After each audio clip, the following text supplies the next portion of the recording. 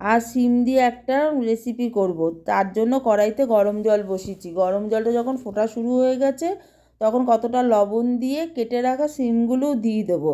দেওয়ার খানিক পরে সিদ্ধ যখন হয়ে গেছে তখন শিমগুলো তুলে নেব, নিয়ে কড়াইতে সর্ষের তেল দিয়ে দেবো। তেলটা গরম হতে থাকুক, ততক্ষণে একটা মিক্সি বোলের মধ্যে শিম শিম কাঁচা লঙ্কা, নুন, হলুদ সব একসাথে নেব, নিয়ে তার সঙ্গে কতটা চিংড়ি মাছ দিয়ে দেবো। আমি সাজি চিংড়ি দিয়েছি, তোমরা কুচু চিংড়িও দিতে পারো।